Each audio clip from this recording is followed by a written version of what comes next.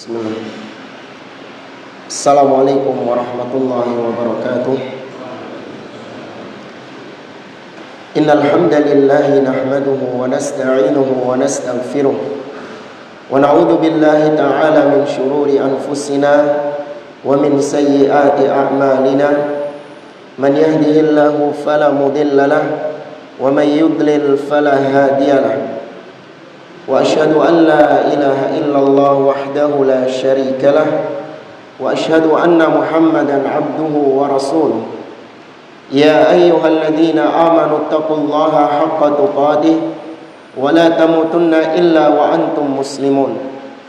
Ya ayyuhan nasu taqu rabbakumul ladzi khalaqakum min nafsin wahidah wa khalaqa minha zawjaha وبث منهما رجالا كثيرا ونساء واتقوا الله الذي تساءلون به والأرحام إن الله كان عليكم رقيبا يا أيها الذين آمنوا اتقوا الله وقولوا قولا سديدا يصلح لكم أعمالكم ويغفر لكم ذنوبكم ومن يطع الله ورسوله فقد فاز فوزا عظيما أما بعد فإن أصدق الحديث كتاب الله وخير الهدي هدي محمد صلى الله عليه وسلم وشر الأمور محدثاتها وكل محدثة بدعة وكل بدعة ضلالة وكل ضلالة في النار.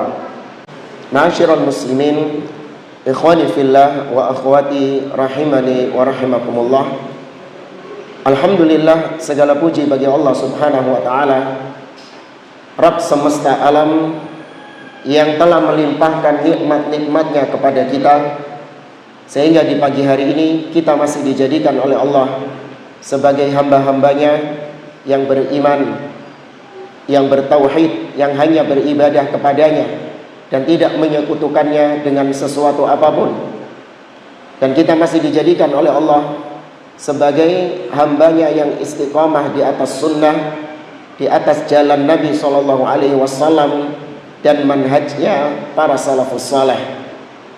Maka kita memohon kepada Allah agar Allah senantiasa memberikan kita petunjuk, memberikan kita taufik untuk bisa tetap istiqamah di atas jalan ini sampai kita diwafatkan oleh Allah Azza wa Jalla di atas jalan yang hak ini.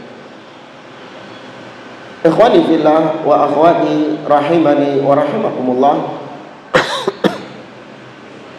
Sebagaimana yang telah diumumkan bahwasanya pembicaraan kita di pagi hari ini adalah luzumul istiqamah ala sunnah, yaitu konsisten komitmennya seseorang istiqamah di atas sunnah, yaitu di atas ajaran Nabi SAW, di atas akidah beliau, di atas metode beragama beliau.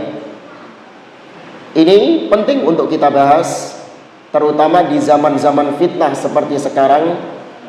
Banyak syubhat, banyak fitnah-fitnah syahwat yang bisa menyebabkan seseorang menyimpang dari jalan yang hak, menyimpang dari jalannya Nabi SAW tanpa dia sadari. Maka meminta taufik kepada Allah untuk tetap istiqamah di atas sunnah adalah kewajiban atas setiap muslim yang menginginkan surga Allah Subhanahu wa taala. Kita diperintahkan oleh Allah untuk mempertahankan keimanan kita, untuk mempertahankan akidah kita sampai kita diwafatkan Allah Azza wa Jalla. Dan itu yang sering kita dengar dari ayat Al-Quran, firman Allah Subhanahu wa ta'ala, Ya ayyuhalladzina amanu taqullaha haqqa tuqatih wa la tamutunna illa wa antum muslimun. Wahai orang-orang yang beriman, bertakwalah kalian kepada Allah dengan sebenar-benarnya takwa, dan jangan kalian mati kecuali dalam keadaan beriman. Yaitu jangan kalian mati kecuali dalam keadaan muslim, dalam keadaan mempertahankan tauhid, mempertahankan sunnah, mempertahankan manhaj yang hak ini. Itu yang dituntut oleh Allah kepada setiap muslim. Maka kita tidak dituntut untuk sampai tujuan. Kita hanya dituntut untuk bertahan di atas jalan tersebut. Nanti nyampe atau enggak, itu urusan Allah Subhanahu wa ta'ala. Ya, enggak usah mikiri kita ini nanti nyampe atau enggak, itu urusan Allah Azza wa Jalla. Namun yang perlu kita renungkan, yang perlu menjadi perhatian kita adalah bagaimana caranya kita agar stay di jalan tersebut, agar tetap bertahan di atas jalan tersebut, tidak menyimpang ke kanan, tidak pula belok ke kiri, tapi tetap bertahan di atas jalan tersebut. Jamaah rahimani wa rahimakumullah, Nabi SAW sebagaimana diceritakan oleh Abdullah bin Mas'ud radhiyallahu taala anhu, kata Abdullah bin Mas'ud, khatta lana Rasulullah sallallahu alaihi wasallam khattan biyadihi. Pernah suatu ketika Rasul sallallahu alaihi wasallam menggambar satu garis yang lurus. Kemudian beliau mengatakan, hada siratullahi mustaqimah. Inilah jalan Allah yang lurus. Nabi hanya menggambar satu jalan saja. Kemudian kata Abdullah bin Mas'ud, thumma khatta khututan an yaminihi wa an shimalihi. Kemudian Nabi menggambar garis-garis yang banyak ke arah kanan dan ke arah kiri. Seraya Nabi mengatakan, hadhihi subul laisa ala kulli sabilin minha illa syaitanu yad'u ilaihi. Inilah jalan-jalan yang banyak.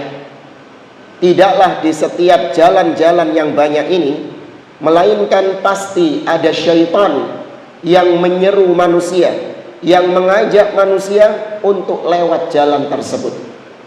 Kemudian Nabi membacakan firman Allah dalam surah Al-An'am, wa anna hadha sirati mustaqiman fattabi'uh wa la tattabi'us subul fatafarraqa bikum an sabilih.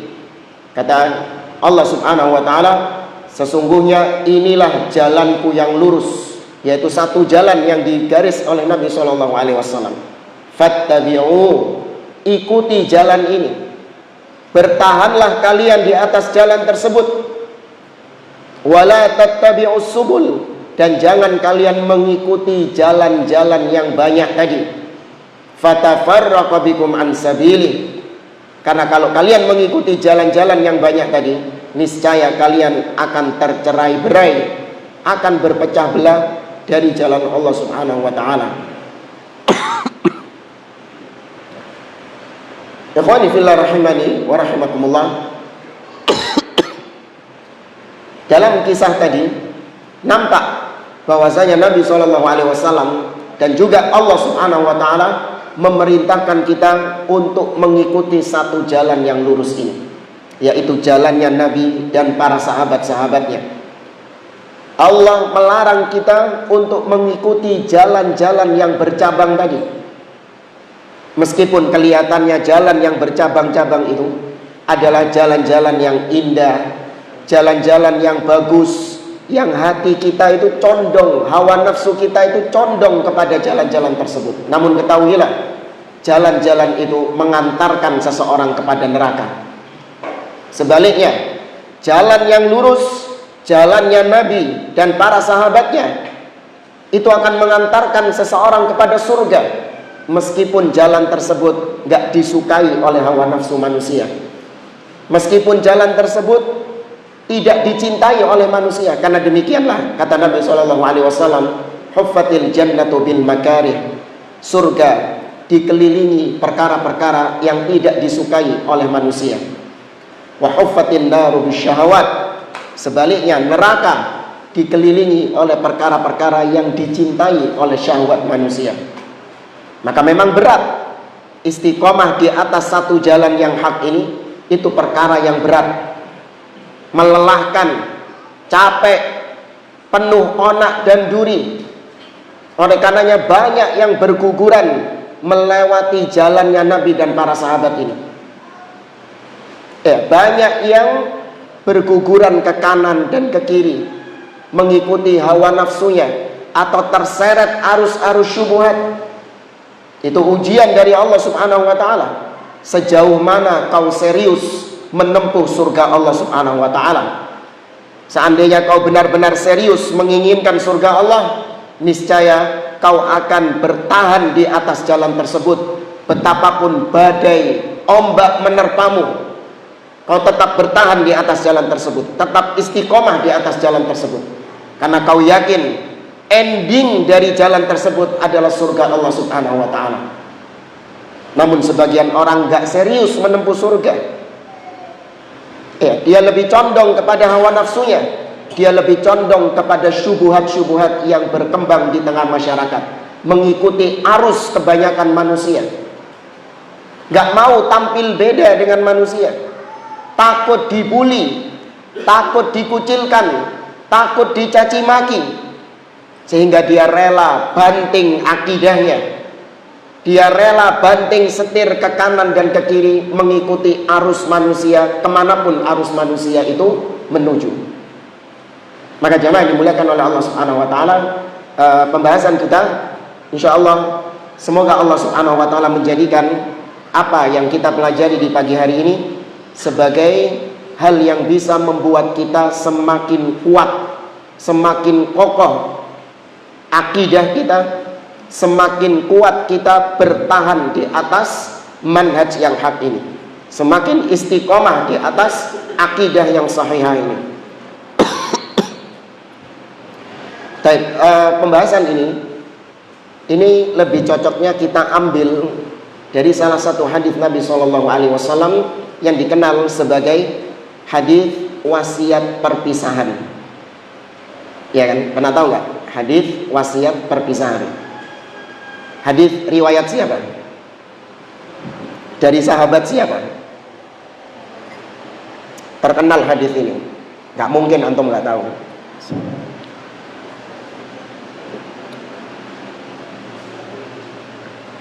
Siapa sahabat yang menceritakan hadis tentang wasiat perpisahan ini? Anas bin Malik. Bukan. Memang siapa? Al-Irbad ibn Sariyah. Ya, hadis Al-Irbad ibn Sariyah. Nanti insya Allah kita akan bahas hal itu. Namun sebelumnya di sini kita bawakan muqaddimah berisi tentang dalil-dalil baik dari Al-Quran ataupun Sunnah yang menunjukkan tentang pentingnya kita istiqomah, pentingnya kita ats-tsabat, bertahan di atas akidah yang sahihah, di atas sunnah Nabi SAW atau di atas manhaj as-salaf.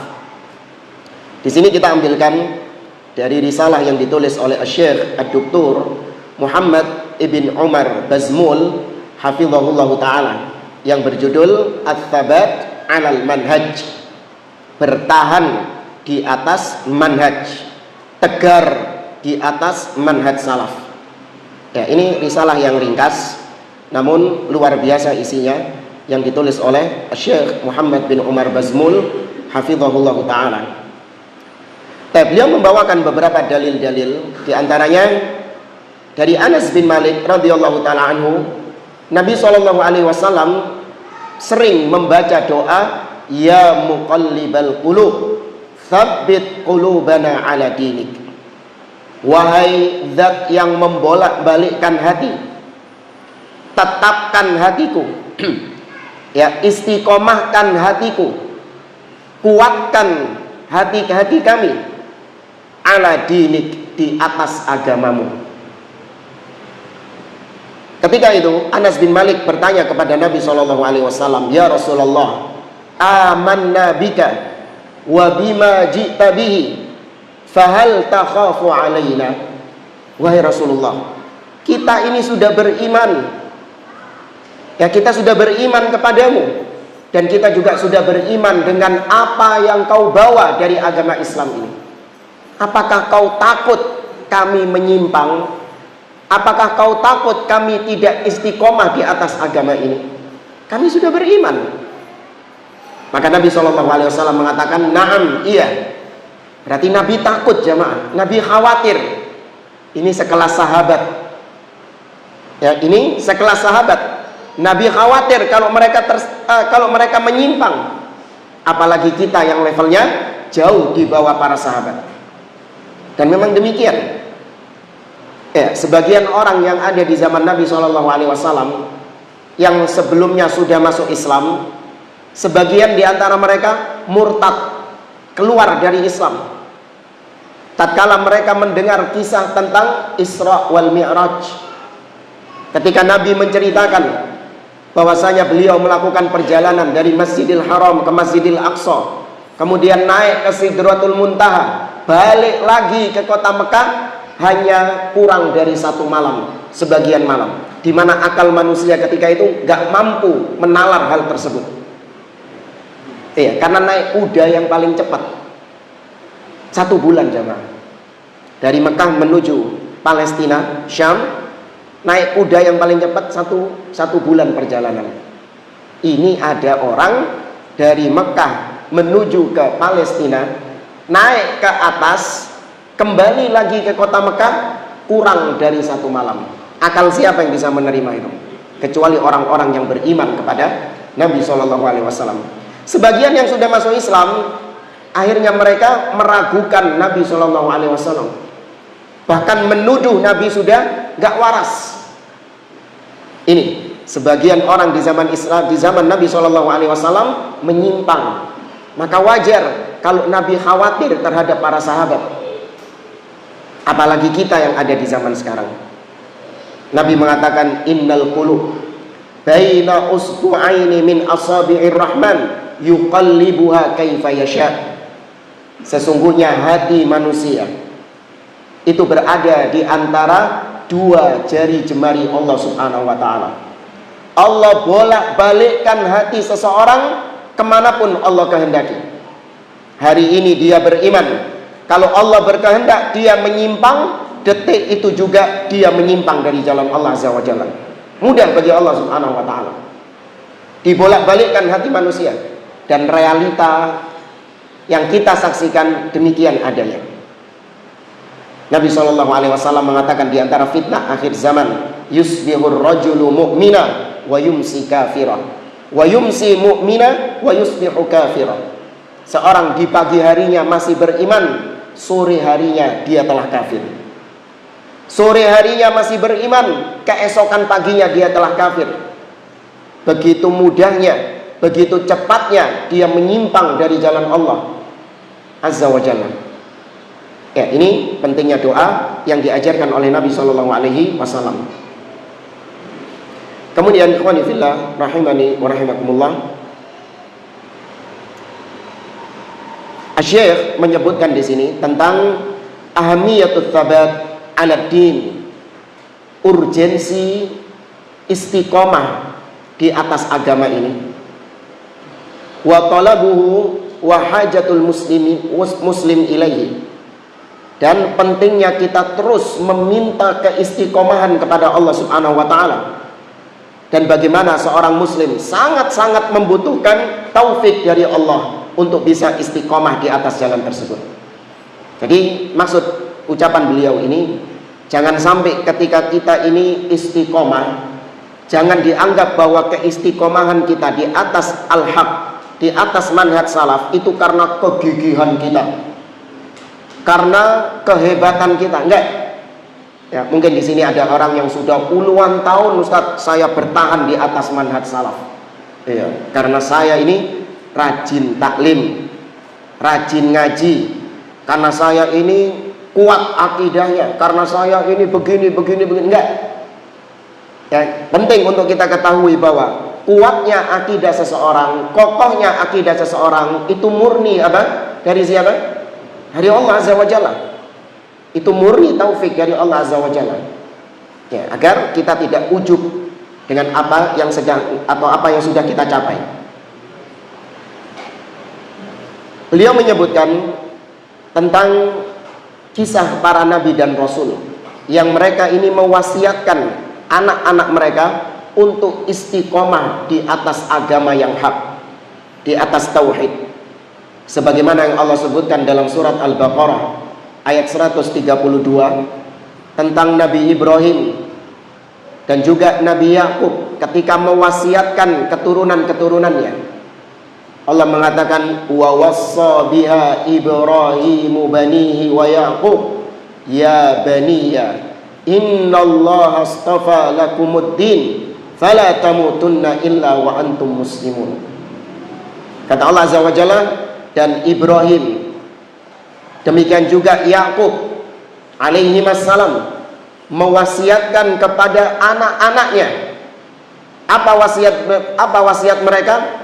Ibrahim dan Yakub mengatakan, wahai anak-anakku, sesungguhnya Allah telah memilihkan agama ini untuk kalian. Fala tamutunna, jangan kalian sampai mati kecuali kalian dalam keadaan muslim. Nah, muslim di sini artinya adalah di atas tauhid. Karena Islam artinya secara umum al-istislamu lillahi bitauhid wal inqiyadu lahu bitta'ah wal bara'atu minasyirki wa ahlihi.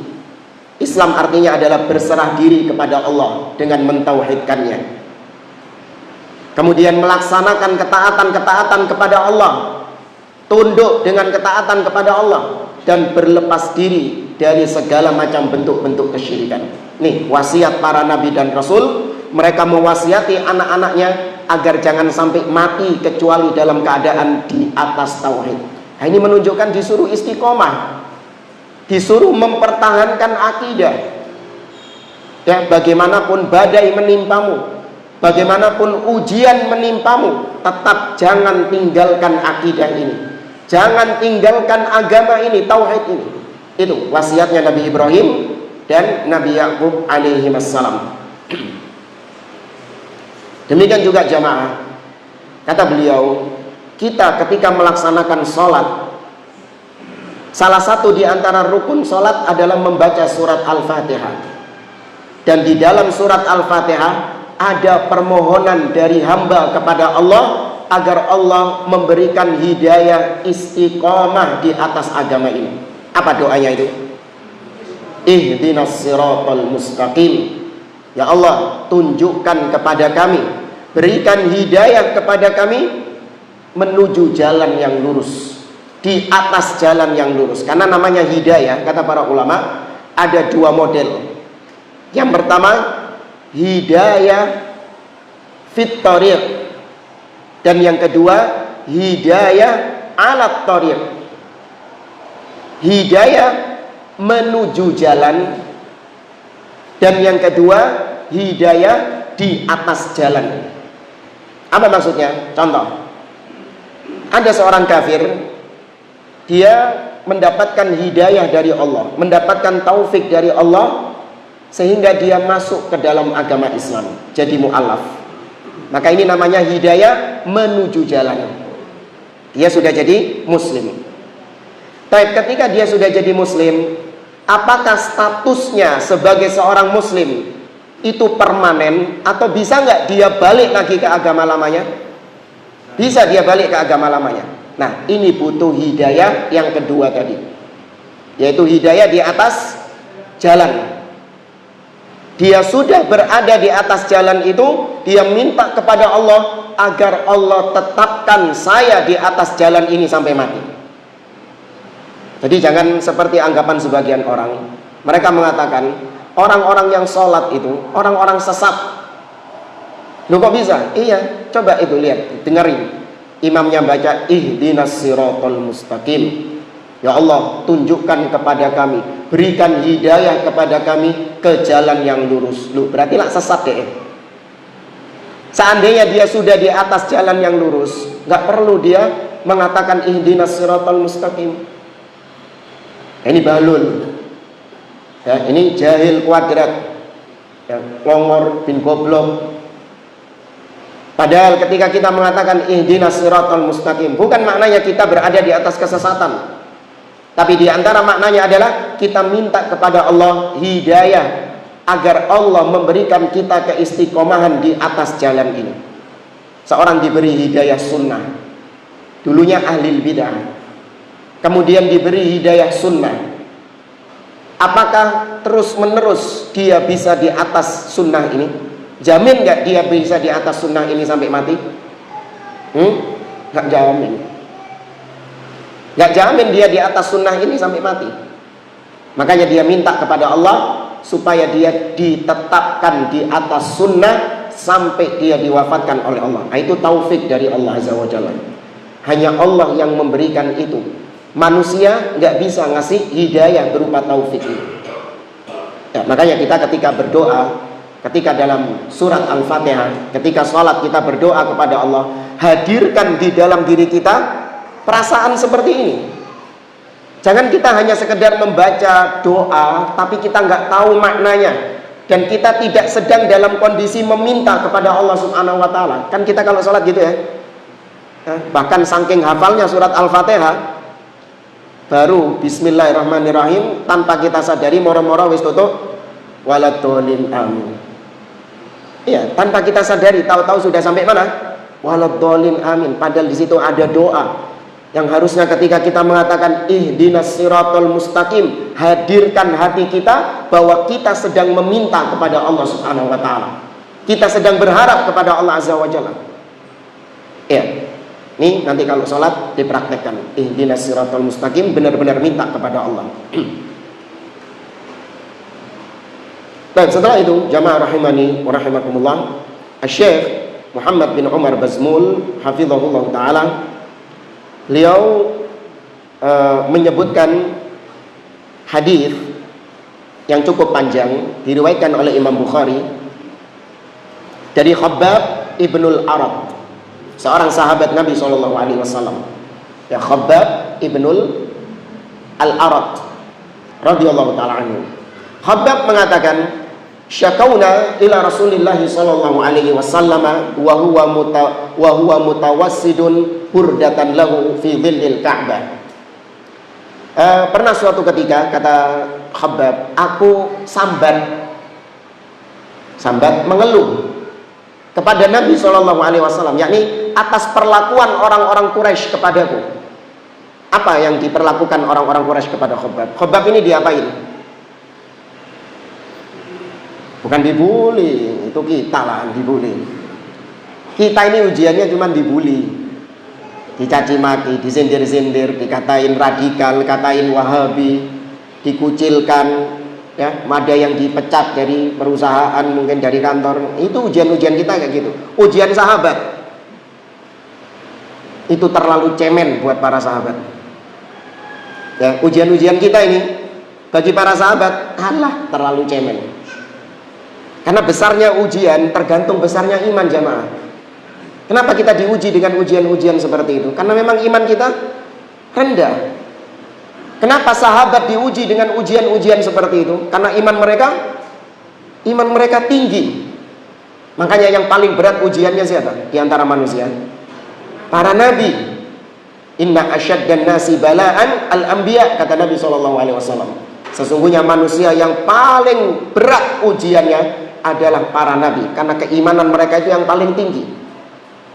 Baik, balik lagi tadi pertanyaannya, apa yang dilakukan orang-orang Quraisy kepada Khabbab ibnul Arad?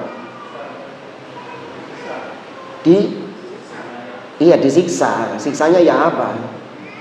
Disiksa banyak. Bilal juga disiksa. Ya, enggak tadi benar, ya. Dipanggang di atas bara api jemaah.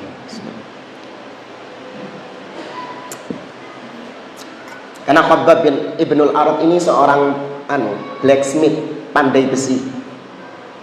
Ya, pandai besi kan pakai api-api itu kan untuk melunakkan besinya itu. Maka ketika kaumnya mengetahui dia masuk Islam dan meninggalkan agama nenek moyang, maka Khabbab ibnul Arad dipanggang di atas bara api yang dia gunakan untuk melunakkan besi itu.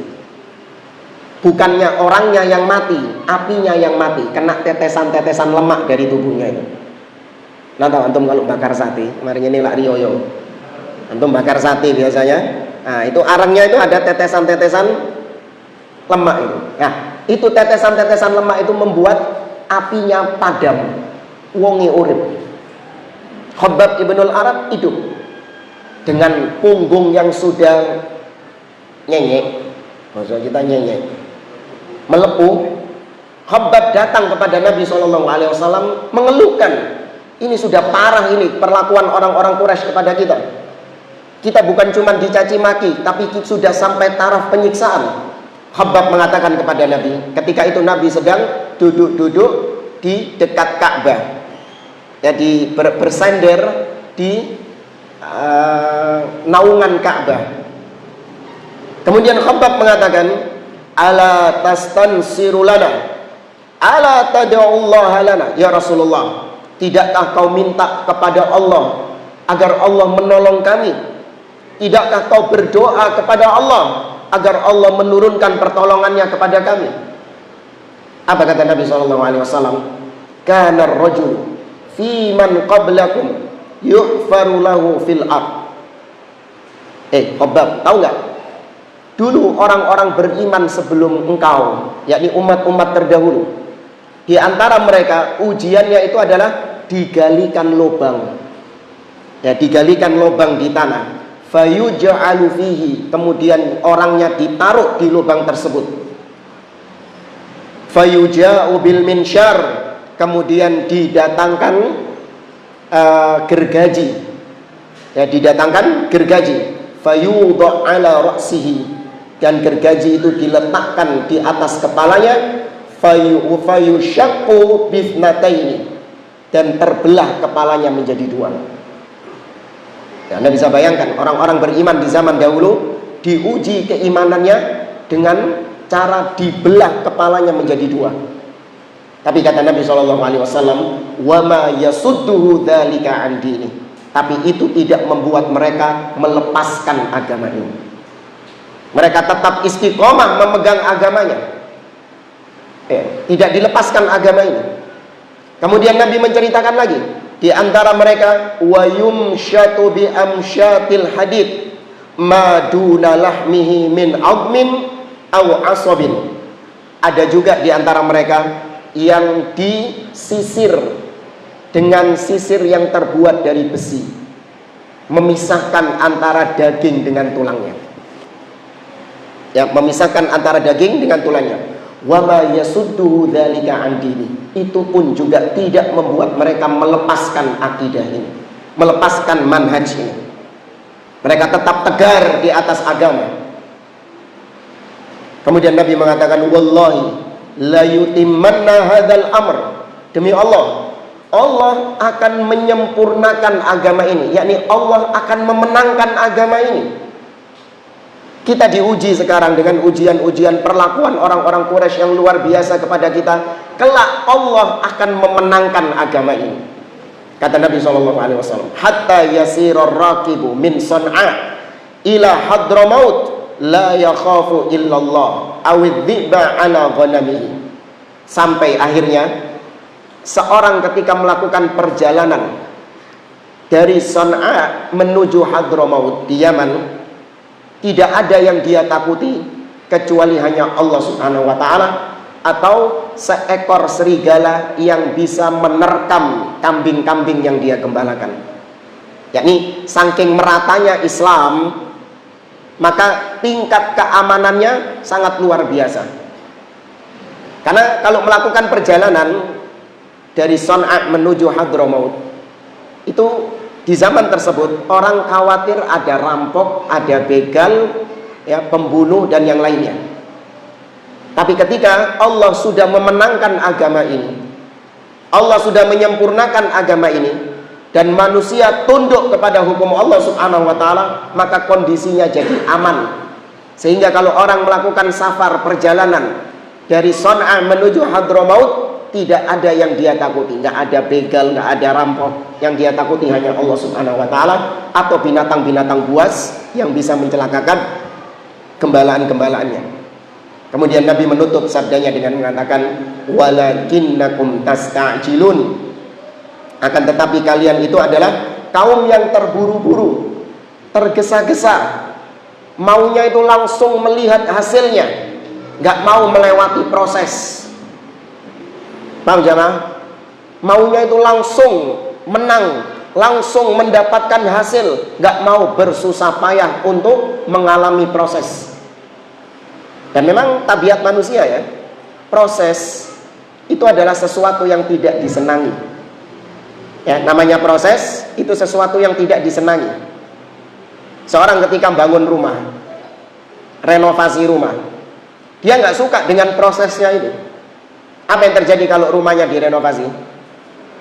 Berantakan rumahnya, kotor, banyak debu, sumpek dia. Pinginnya ndang apa? Ndang dadi. Ya. Nah, akhirnya dia menempuh cara-cara yang instan supaya cepat mendapatkan hasilnya itu. Dia menempuh cara-cara yang instan. Wah, ini kalau bangunnya model seperti ini lama. Ya, kalau bangun rumah itu pakai didek dulu, dibikinkan pondasi dulu, wah lama. Ya, butuh waktu. Ya, butuh biaya yang banyak. Terus gimana? Ya wis tumpukan botone. Langsung ditumpuk botone jamaah. Ya, batu batanya itu langsung ditumpuk, langsung bikin tembok. Dia maunya cara yang apa? Cara yang instan. Maka cara yang instan ini justru bukan malah semakin memperbaiki, malah akan mencelakakan dia. Itu cara-cara yang ditempuh oleh ahli bid'ah di zaman sekarang. Mereka ingin supaya manusia berhukum dengan hukum Allah Subhanahu wa ta'ala. Tidak ada kemaksiatan. Mereka ingin supaya keadilan merata. Bagaimana cara yang ditempuh? Lama kalau kita dakwah tauhid, memperbaikinya dengan tauhid dengan dakwah kesuwen. Ya, maka yang cara yang instan gimana? Kita raih kekuasaan. Ya. Kita memberontak, kita ambil alih kekuasaan. Kalau sudah memiliki kekuasaan, kita paksa rakyat untuk tunduk dengan syariat Islam. Sebagian sudah dapat kekuasaan, lupa dengan janji-janjinya itu. Ya. Padahal Nabi SAW sudah memberikan contoh betapa Nabi SAW, bahkan para Nabi dan Rasul, problematika apapun yang didapati oleh para Nabi dan Rasul, tetap fokus mereka dakwahnya dakwah apa? Tauhid. Nabi Lut problematikanya adalah masalah rumah tangga. Ya kan, problematikanya masalah rumah tangga. Apakah Nabi Lut alaihi salam dakwahnya terus masalah rumah tangga? Tidak, dakwahnya tetap masalah tauhid. Nabi Nuh, Nabi Soleh, Nabi Hud mendapati kaum yang problematikanya masalah akhlak.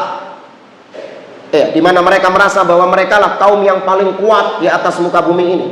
Tidak ada yang lebih kuat daripada kita. Kaum Ad itu, kaumnya Nabi Hud. Tapi apakah Nabi Hud fokus dakwahnya masalah akhlak dan akhlak? Tidak. Nabi Hud tetap fokus dakwahnya adalah tauhid. Nabi Syuaib, kaum Madian, problemnya masalah ekonomi. Ya, di mana mereka nggak jujur dalam berdagang. Apakah Nabi Syuaib fokus dakwahnya adalah masalah ekonomi?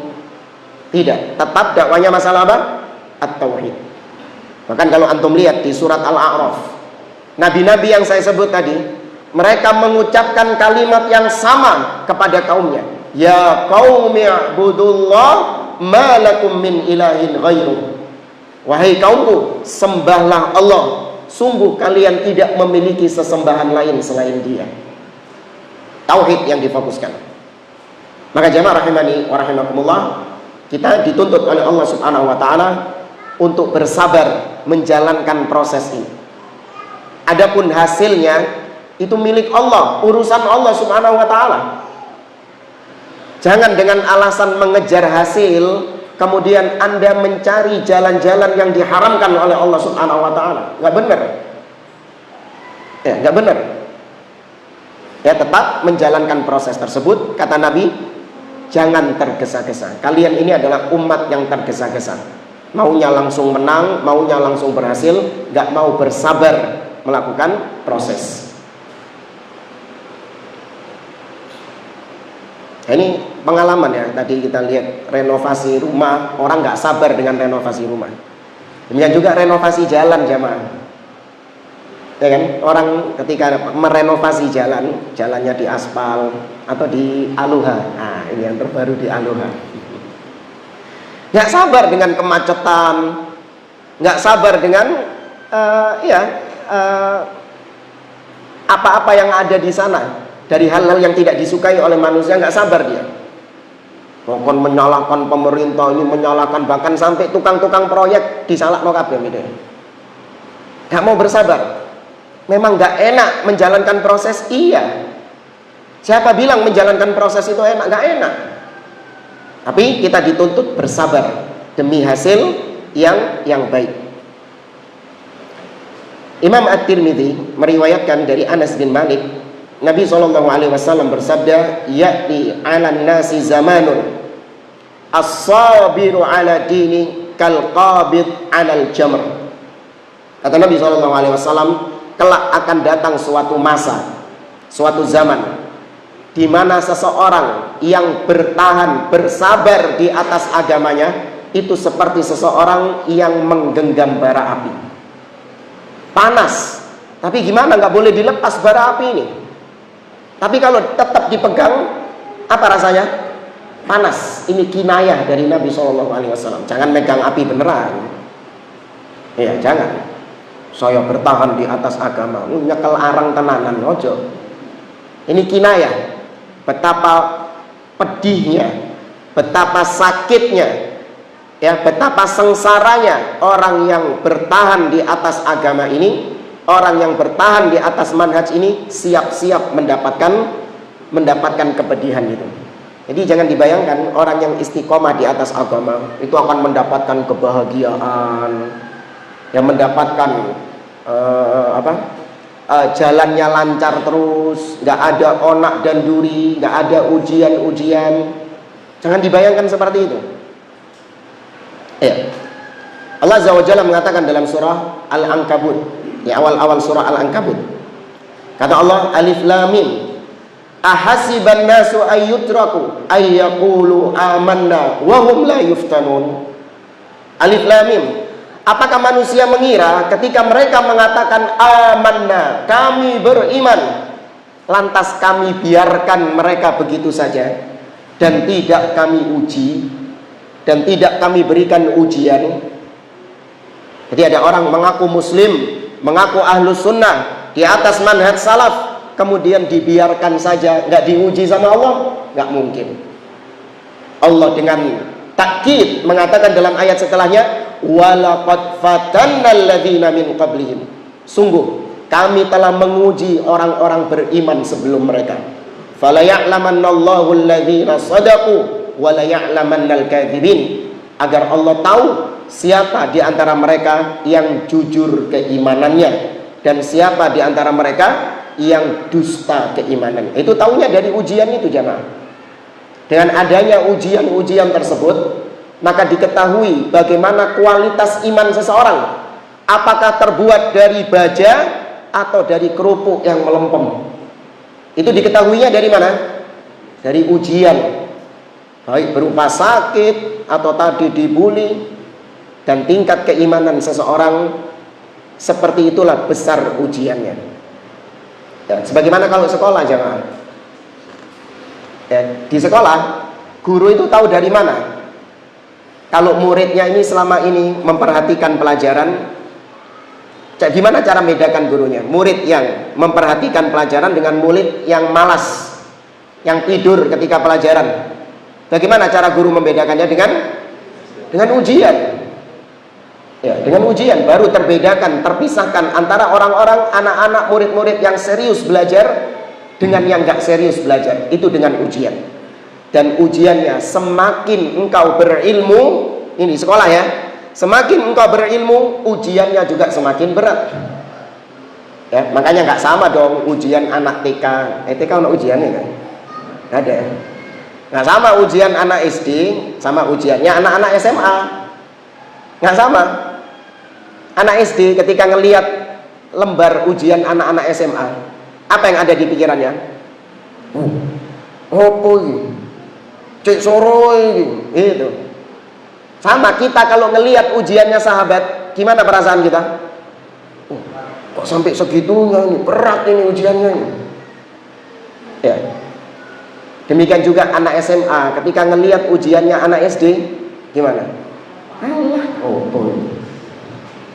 itu sahabat ketika ngelihat ujian-ujian kita, nggak ada apa-apanya. Ujian-ujian yang ringan.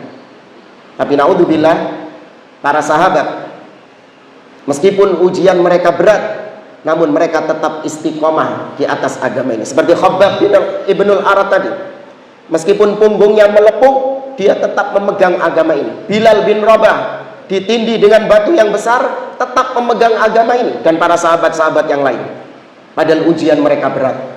Nah, kita baru diuji dengan ujian yang ringan, sudah oleng jamaah. Sorry, sudah oleng. Ya, baru diuji dengan ujian-ujian yang ringan, sudah oleng. Mengikuti arus masyarakat, mengikuti syubhat-syubhat yang ada. Nggak kuat dengan keterasingan. Ya, padahal Nabi mengatakan, bada'al islamu ghariban wa sayaudu ghariban kama bada' fatuba lil ghuraba. Islam datang dalam keadaan asing dan kembali lagi di akhir zaman Islam dalam keterasingan. Yang dimaksud Islam di sini Islam yang mana? Islam yang murni, Islam yang dibawa Nabi SAW di zaman sekarang, asing atau tidak? Asing. Karena ada orang yang membantah hadis ini dengan mengatakan, oh enggak Pak, Islam di zaman sekarang sudah enggak asing lagi. Karena banyak kaum muslimin, apalagi di Indonesia, Islam sudah mayoritas. Berarti Islam sudah enggak asing. Oh enggak. Yang dimaksud Nabi dengan Islam dalam hadis tersebut adalah Islam yang murni, Islam yang dulu dibawa oleh Nabi SAW. Islam yang murni di atas tauhid yang tidak terkotori dengan kesyirikan. Islam yang murni di atas sunnah yang tidak terkotori dengan bid'ah. Kalau Islam yang seperti ini asing atau tidak? Asing. Ya, maka shadaqa Rasulullah SAW, sungguh benar apa yang disampaikan oleh Nabi 15 abad yang lalu, bahwa Islamnya beliau di zaman sekarang adalah Islam yang asing. Maka seorang muslim yang menginginkan bertahan di atas agama ini harus siap dengan keterasingan. Ya, harus siap dengan keterasingan. Dan memang berat. Melawan arus itu perkara yang berat jamaah. Ibarat antum kalau misalnya berjalan di sungai yang deras arusnya, susah nggak jalannya? Susah jalannya. Yang gampang adalah antum ikut arus. Nah, itu gampang itu. Ya, mengikuti arus masyarakat yang ada. Mereka lagi rame-rame demo mencela-cela penguasa, melo.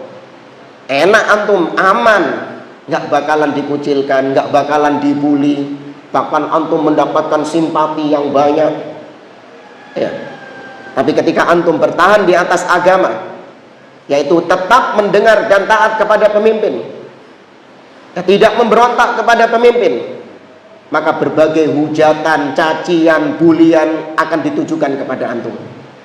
Dasar antek-antek rezim, ya. Antek-antek Zionis, penjilat penguasa, macam-macam. Apakah itu membuat kita down? Kalau imannya lemah, iya down, stres. Waduh, gak kuat aku. Dikatain ini, gak kuat aku. Terus gimana? Banting akidah, ikut mayoritas masyarakat. Ya. Para dai, para ustadz juga diuji dari sisi situ. Ya. Betapa ketika mereka menegaskan akidahnya, ketika mereka menegaskan akidah, menegaskan sunnah, resikonya banyak manusia-manusia yang gak simpati sama dia. Ketika dia mengingkari kebid'ahan, mengingkari jalan-jalan yang menyimpang, memperingatkan manusia dari penyimpangan-penyimpangan, resikonya dia akan dibenci oleh manusia. Maka seorang dai yang benar-benar ikhlas karena Allah Subhanahu wa ta'ala, benar-benar menginginkan wajah Allah Subhanahu wa ta'ala, dia nggak peduli dengan caci makian itu. Nabi SAW mengatakan, la tazalu ta'ifatun min ummati 'alal haqqi zahirin la yadurruhum man khadalahum hatta ya'tiya amrullah wa hum 'ala dzalik. Senantiasa ada di antara umatku ini sekelompok orang yang menampakkan agama. Pasti ada segelintir orang yang istiqomah di atas agama, menampakkannya di hadapan manusia, tidak menyembunyikan akidahnya, tapi dia tegaskan akidahnya bagaimana. Itu senantiasa ada di antara umat Islam seperti itu. La yadurruhum man khadalahum, tidak mencelakakan mereka orang-orang yang mencaci maki mereka, orang-orang yang membuli mereka, itu tidak membahayakan mereka sama sekali. Hatta ya'tiya amrullah, sampai datang perkara Allah Subhanahu wa taala, wa hum 'ala dzalik, dan mereka masih tetap di atas akidahnya itu. Ya. Khawani fillah rahimani wa rahimakumullah.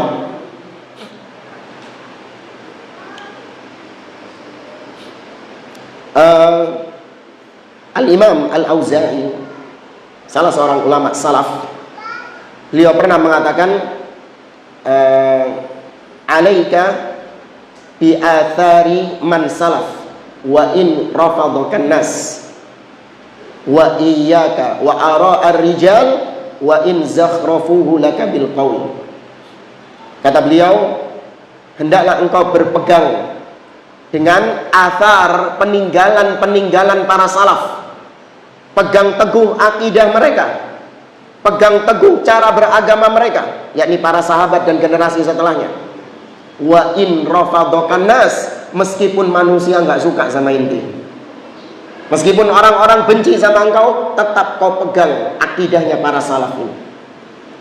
Kemudian kata beliau, wa iyyaka wa ara'ar rijal, jauhkanlah kalian dari pendapat-pendapat manusia di zaman sekarang yang menyelisihi pendapatnya para salaf. Wa in zakhrafuhu laka bil qaul, meskipun mereka menghiasi ucapannya dengan ucapan-ucapan yang indah. Ya, meskipun dihiasi dengan ucapan-ucapan yang indah, namun kalau itu menyelisihi para salaf, hati-hati kata beliau. Jauhkan diri kalian dari hal-hal tersebut. Dalam riwayat yang lain, kata, ya kalau nggak salah Al-Imam Al-Auza'i, intinya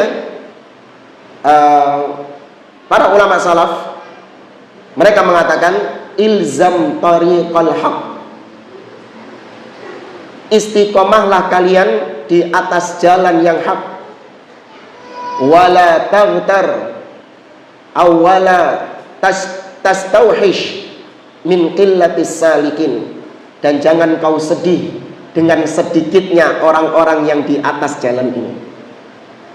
Nggak usah sedih, kok sidik ya? Orangnya kok sedikit ya? Nggak usah sedih kata beliau. Sepanjang itu jalan kebenaran, ya istiqomahlah di atas jalan tersebut. Kemudian beliau mengatakan, wa iyyaka wa turuqad dhalal, jauhkan diri kalian dari jalan-jalan kesesatan. Wala taghtar bi kathratil halikin, dan jangan kau terpedaya dengan banyaknya orang-orang yang di atas jalan itu. Jangan kau tertipu dengan banyaknya orang-orang di atas jalan tersebut. Ya, agama, kebenaran agama tidak diukur dari mayoritas, jamaah. Awas. Ini yang sering disalahpahami oleh orang-orang awam. Mereka menganggap kebenaran itu ada pada mayoritas. Iya, kalau di zaman sahabat, na'am, karena mereka ketika itu mayoritas, maka dikatakan as-sawadul a'dham, yang sering digembar-gemborkan sama mereka, ya, kebenaran itu ada pada mayoritas, itu adalah zaman para sahabat.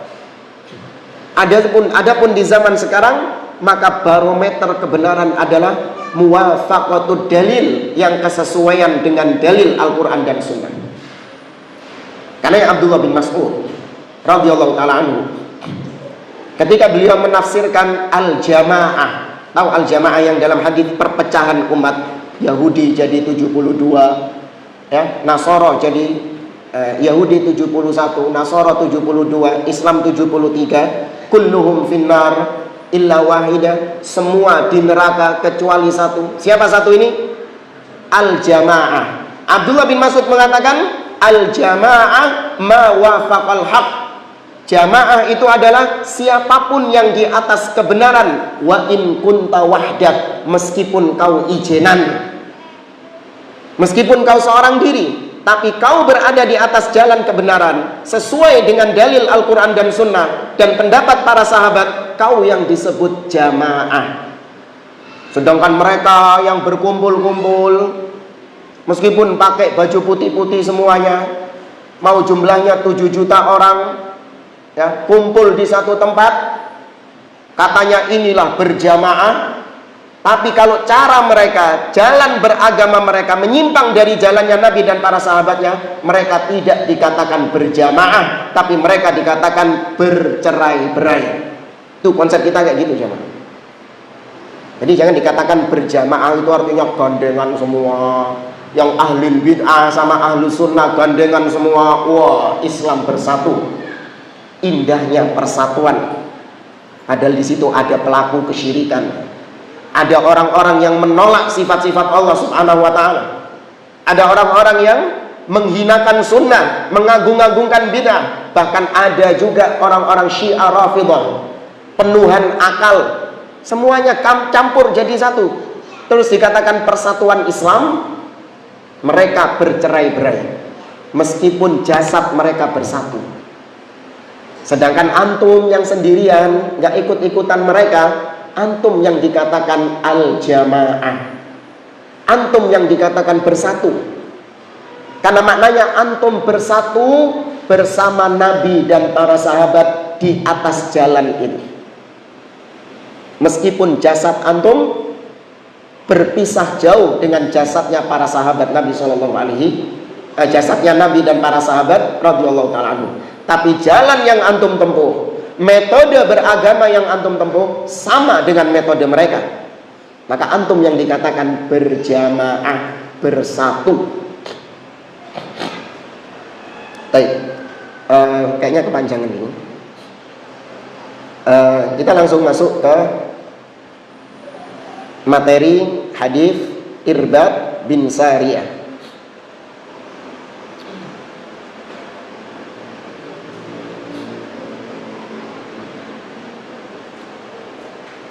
Baik, kita langsung baca hadisnya. Ana harap jamaah inilah minimal di searching di HP lah. Ya, tulis saja hadis wasiat perpisahan.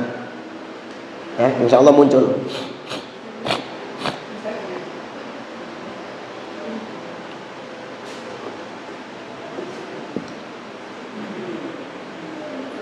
Baik, kita baca dulu hadisnya, kemudian kita ambil pelajaran-pelajaran dari syarah Al-Arba'in An-Nawawiyah oleh Fadilatul Syekh Muhammad bin Shalih Al-Utsaimin rahimahullah ta'ala.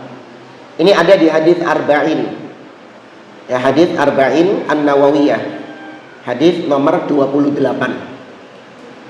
Baik. An Abi Najihin Al-Irbad ibn Sariyah radhiyallahu anhu qala, dari Abu Najih, kunyahnya Irbad bin Sariyah radhiyallahu ta'ala anhu, qal, beliau menceritakan, wa'adhana Rasulullah sallallahu alaihi wasallam mau'izatan wajilat minhal qulub wa darafat minhal uyun. Kata Irbad bin Sariyah, suatu ketika Nabi itu pernah ngasih wejangan kepada kami, ya, ngasih nasihat-nasihat wejangan kepada kami, di mana nasihat tersebut membuat hati kami bergetar dan membuat mata-mata kami berlinang air mata. Ya, karena betapa dahsyatnya wasiat-wasiat yang disampaikan oleh Nabi, sampai-sampai orang yang mendengarkannya itu bergetar hatinya. Sampai-sampai orang yang mendengarkannya berlinang air mata. Ya. Maka beda kalau yang menasehati itu orang yang memang nggak punya keahlian untuk membawa suasana, maka nggak akan bergetar hati seseorang. Ya, nggak akan berlinang air mata seseorang, meskipun yang diucapkan sama. Ya, kayak misalnya ada seseorang yang menyampaikan kepada antum tentang alam barzakh, tentang alam kubur, menyampaikan kepada antum tentang kematian. Kalau dia memang punya keahlian dalam menyampaikan itu, maka itu akan memberikan pengaruh kepada antum. Bergetar hati antum, takut kepada Allah, berlinang air mata antum. Tapi kalau yang menyampaikannya adalah orang-orang yang humoris misalnya, ya, padahal sama nasihatnya tentang kematian, tapi kalau disampaikan dengan kalimat-kalimat yang apa istilahnya, ya yang lucu, maka jadinya tertawa jemaah. Bukan malah bergetar hatinya, bibirnya yang bergetar, ketawa dia. Ya. Tapi inilah Nabi SAW, diantara kepintaran beliau menyampaikan nasihat yang benar-benar nasihat tersebut memiliki takfir, memiliki pengaruh bagi orang yang mendengarkannya, sampai-sampai bergetar hati mereka dan berlinang air mata. Fakulna, maka kata para sahabat, ya Rasulullah, ka'annaha mau'izatu muwaddi' fa'ausina. Wahai Rasulullah, seakan-akan wejanganmu ini seperti wejangannya orang yang mau pergi jauh, seperti orang yang mau meninggalkan sesuatu, meninggalkan keluarganya. Ya kan? Antum misalnya kalau pergi jauh, pasti antum berikan wasiat kepada anak dan istri, dengan wasiat-wasiat yang panjang. Apalagi kalau pergi jauh, mungkin nanti tahun depan ketemu, atau kayak dulu hajian dulu jamaah. Dulu belum ada zamannya pesawat. Naik apa dulu? Naik kapal. Berapa bulan? PP jadi sampai hampir setahun. Jadi berangkat sekarang Dzulqa'dah, nanti baliknya itu tahun depan, ya, entah Ramadan, entah Syawal. Sahih jamaah. Anak nggak ngalami itu. Iya. Tapi dengar-dengar dari orang-orang dulu kayak gitu. Maka mereka menceritakan dulu ayah kami, kakek kami ketika berangkat haji itu mewasiatkan dengan wasiat-wasiat yang seakan-akan dia nggak balik lagi ke Indonesia sudah. Iya, nggak balik lagi sudah ke Indonesia, seakan-akan seperti itu. Karena dari panjangnya perjalanan, ya, dan mereka seakan-akan sudah kayaknya nggak balik lagi ke Indonesia. Ya, ini wasiat dari Nabi SAW seakan-akan seperti itu, dan memang demikian. Karena nggak lama setelah itu Nabi SAW berpisah dengan para sahabatnya. Maka kata mereka, fa'ausina, berikan nasihat kepada kami. Nabi mengatakan, usikum bitaqwallah, aku wasiatkan kepada kalian untuk bertakwa kepada Allah. Ini kita terjemahkan dulu aja ya, nanti baru kita ambil faedah-faedahnya. Wassam'i wa ta'ah, dan aku wasiatkan kepada kalian untuk mendengar dan taat, maksudnya kepada penguasa yang memimpin kalian.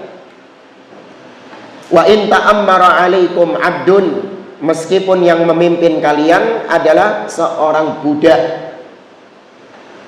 Fa innahu may ya'ish minkum fasayara ikhtilafan katsira, karena sesungguhnya barang siapa di antara kalian yang hidup, maksudnya hidup sepeninggalku nanti, maka niscaya dia akan melihat perselisihan-perselisihan, ya, perpecahan-perpecahan yang banyak.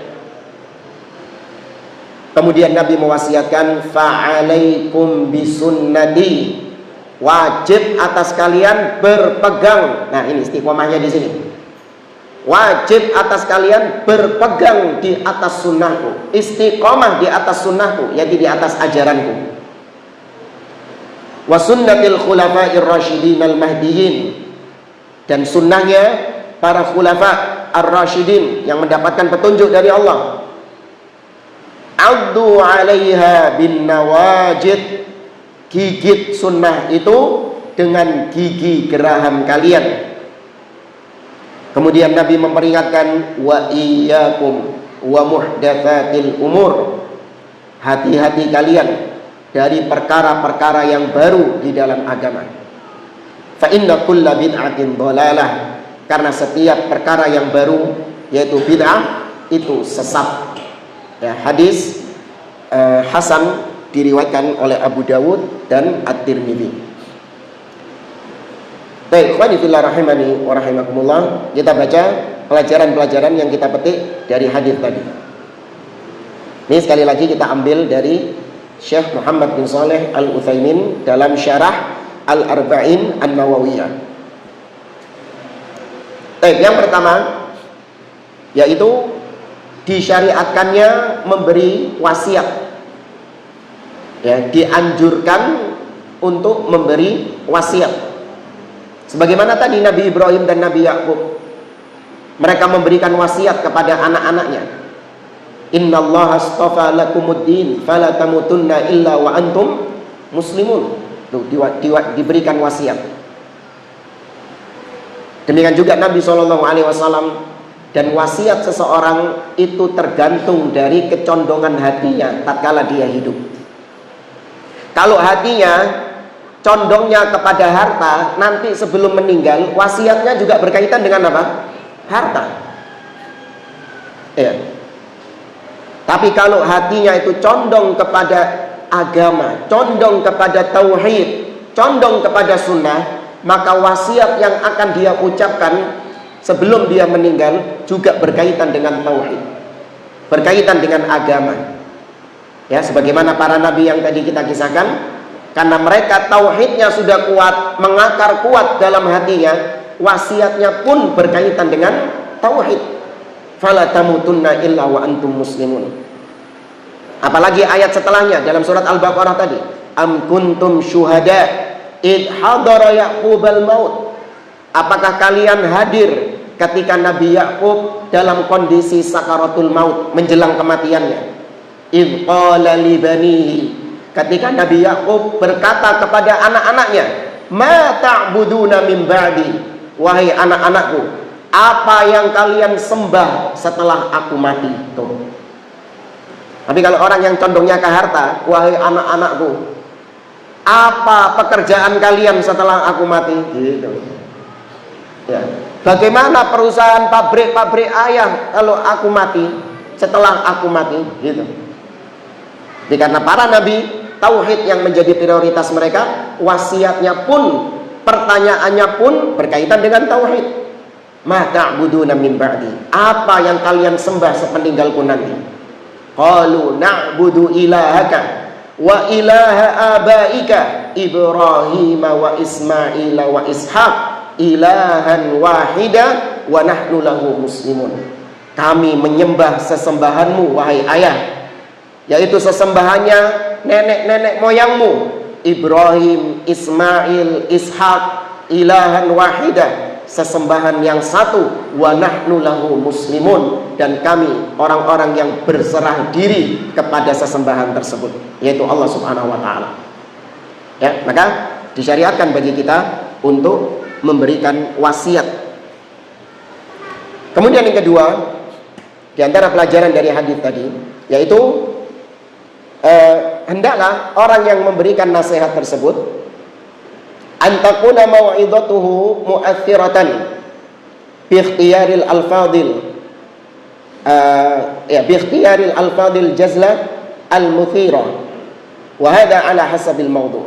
Hendaklah orang yang memberikan wasiat itu, yang memberikan nasihat tadi, hendaklah dia adalah orang-orang yang memang bisa memilih kalimat-kalimat yang memberikan pengaruh kepada yang dinasehati tadi, sesuai dengan konteksnya. Ya, sesuai dengan konteksnya. Hendaklah menggunakan kalimat-kalimat yang bisa memberikan pengaruh, yakni orang yang akan kita tinggalkan benar-benar memegang teguh wasiat kita tadi. Tuh. Ya, ini sesuai dengan konteks, sesuai dengan kondisi. Ya, memang nggak diharamkan kalau kita ngasih wasiat dalam masalah harta misalnya. Kita mau pergi haji misalnya, insya Allah semoga Allah Azza wa Jalla mudahkan kita. Kita mau pergi haji, ya, kita tinggal pekerjaan kita tinggal toko misalnya, maka pegawai-pegawai tadi diwasiatkan, ya, maka wasiat-wasiat ini hendaklah menggunakan kalimat-kalimat yang ketika kita pergi, kalimat itu tetap menempel, ya, tetap terdengar oleh orang-orang yang mendengar kalimat tersebut. Ya, ini pelajaran kedua dari hadis tadi. Kemudian pelajaran ketiga, annal mukhatib bil mau'idhah idza kanat balighatan fasawfa yata'attar. Seorang pemberi nasihat, kalau memang dia ini orang yang ahli, ya orang yang pintar, cerdas, maka pasti nasihatnya itu akan berpengaruh kepada orang yang dinasihati. Karena Nabi SAW orang yang cerdas, orang yang fasih dalam berucap, pintar milih kalimat-kalimat, maka wasiatnya Nabi ini membuat hati mereka apa? Bergetar, membuat mata mereka menangis. Ya, ini karena kecerdasan Nabi SAW. Baik, kita ringkas.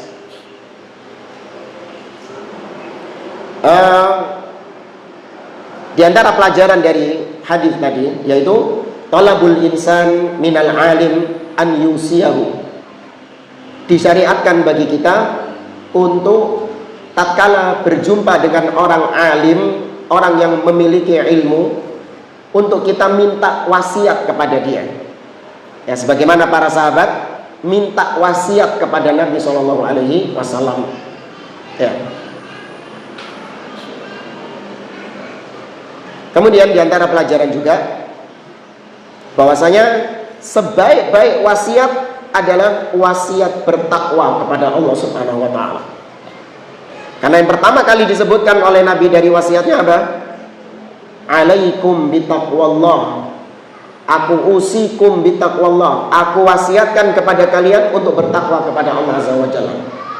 Ya, takwa artinya an ta'mal bi ta'atillah ala nurin minallah tarju thawaballah.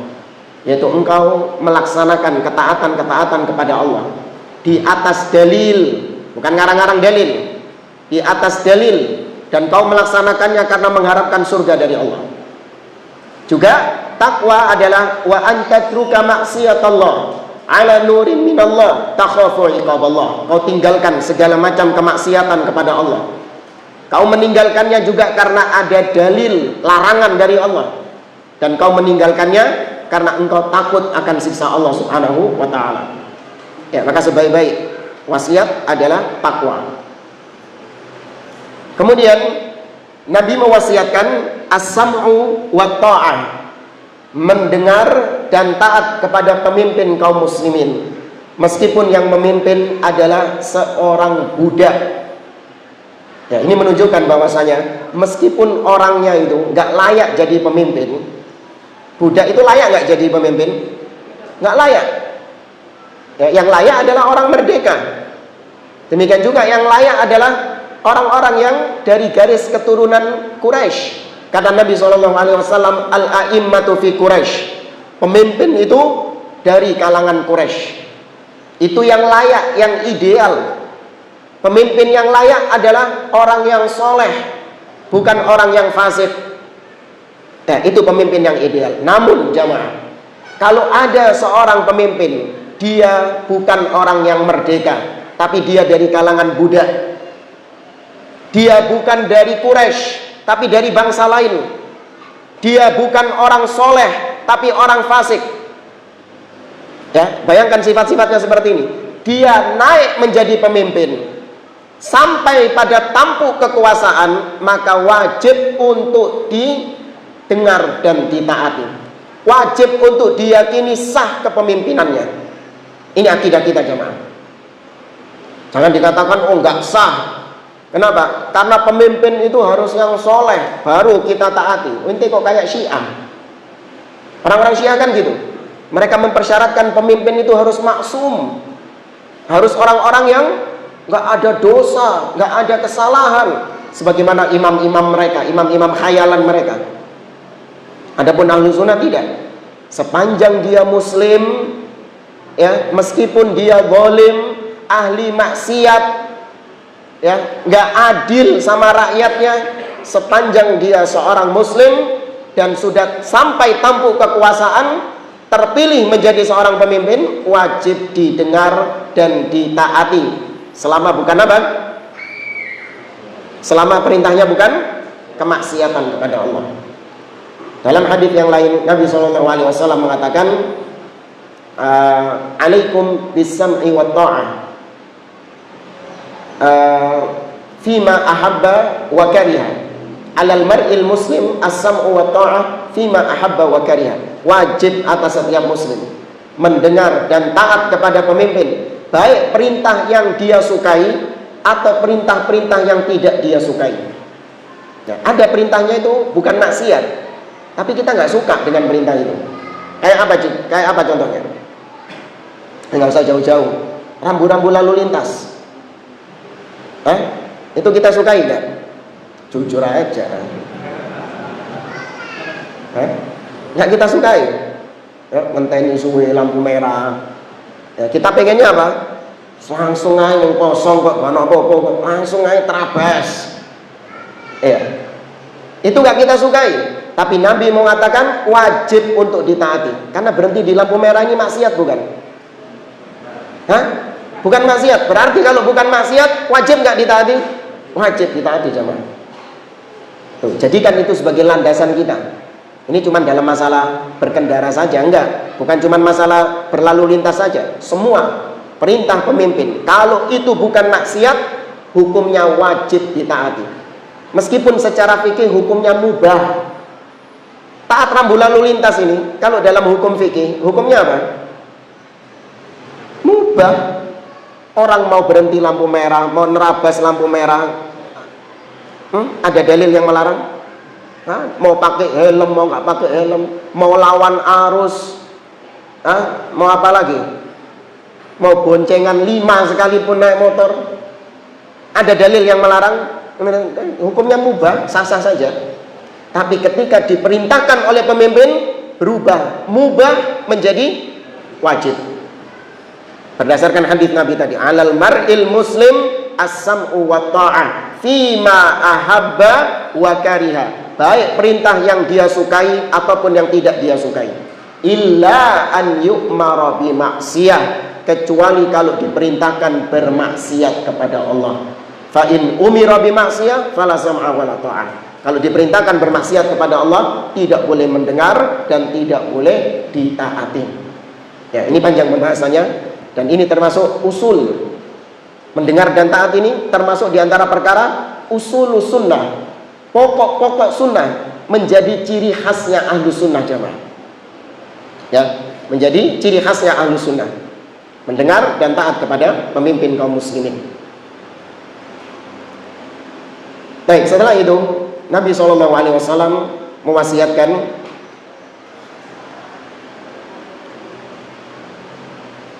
Nabi SAW mengatakan, fa innahu may ya'ish minkum fasayara ikhtilafan katsira.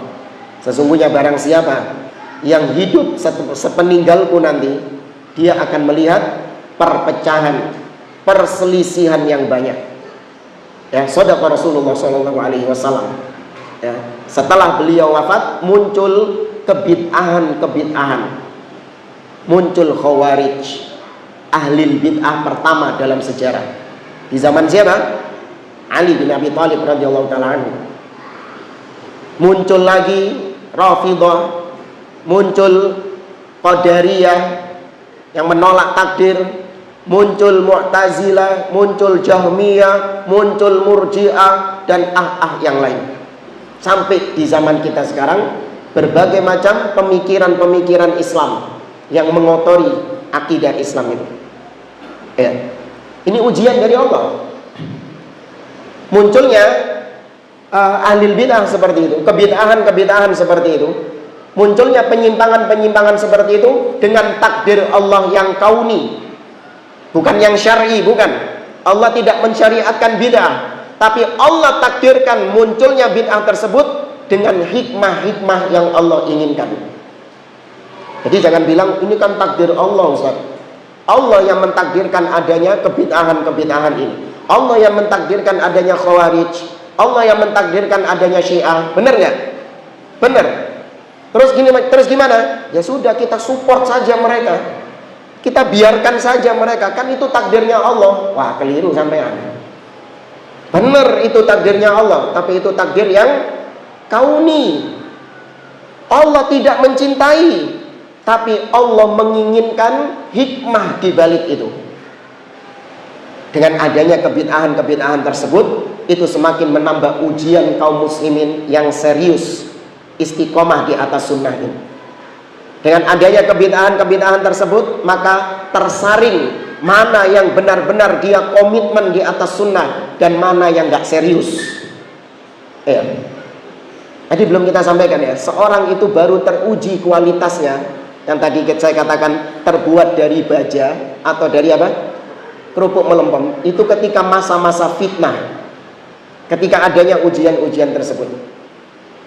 Ibarat seperti antum betulin genteng bocor, rumah antum bocor, kemudian antum panggil tukang, antum benerin gentengnya. Baik, kapan antum bisa tahu kalau garapan tukang ini benar? Garapan tukang ini apa? Ketika apa?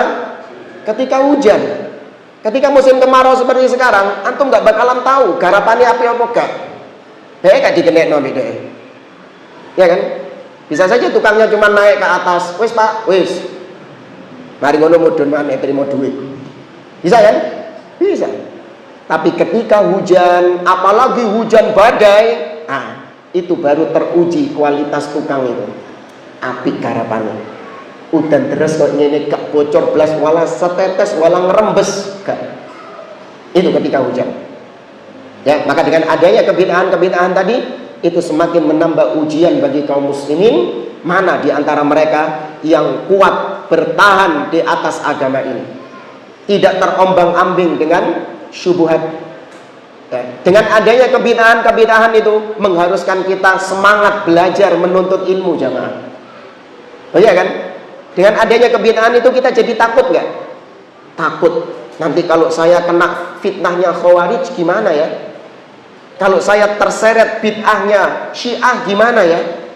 Kalau saya nanti terseret bid'ahnya Qadariyah gimana ya? Maka dengan ketakutan itu dia semakin belajar, semakin serius menuntut ilmu untuk membentengi dirinya agar tidak terseret fitnah-fitnah syubhat tadi. Tuh belajar. Coba kalau nggak ada kebid'ahan itu, malas orang-orang belajar. Iya, anak sudah tahu tauhid kok. Ente sudah tahu tauhid, iya. Terus syirik tahu nggak? Ngapain tahu syirik? Kau nak syirik. Ente sudah tahu sunnah, tahu saya sunnah itu gimana. Ente tahu bid'ah? Nggak perlu. Oh nggak ada bid'ah kok. Tuh. Ya kan? Hanya orang jadi malas belajar, malas menuntut ilmu. Tidak lagi mempelajari agama ini. Nah, ini dengan takdir Allah yang kauni. Apa maksudnya takdir Allah kauni tadi? Nggak dicintai Allah, belum tentu dicintai Allah, tapi Allah menginginkan dampaknya. Ya, yang Allah inginkan adalah hikmah daripada takdir tersebut. Iblis, Allah nggak yang menciptakan, mentakdirkan iblis? Iya Allah. Apakah Allah cinta sama iblis? Enggak. Terus kalau Allah nggak cinta, ngapain ditakdirkan? Naam, hikmah di balik iblis itu yang Allah inginkan. Beda sama takdir yang syar'i. Kalau takdir yang syar'i, memang yang Allah inginkan adalah zatnya. Itu yang Allah inginkan, zatnya. Allah mensyariatkan sholat. Ketika orang menunaikan sholat, yaitu yang Allah inginkan. Allah mensyariatkan puasa. Ketika orang puasa, yaitu Allah yang syariatkan. Ya, beda dengan iblis. Allah tidak mencintai iblis itu. Bukan itu tujuannya. Tapi tujuannya adalah hikmah.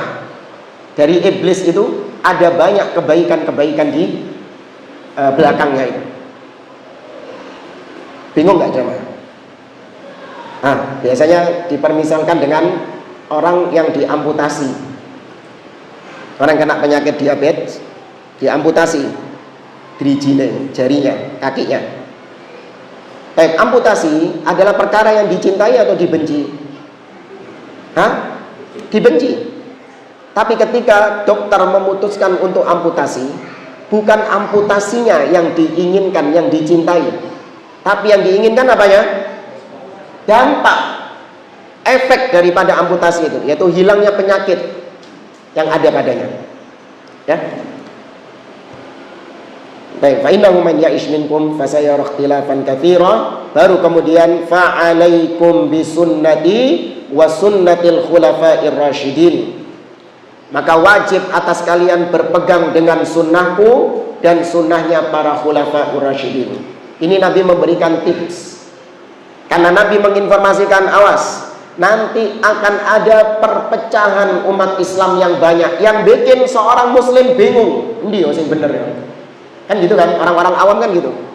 Kabeh kok koyo bener kabeh yo. Semua kelompok menganggap bahwasanya mereka di atas kebenaran.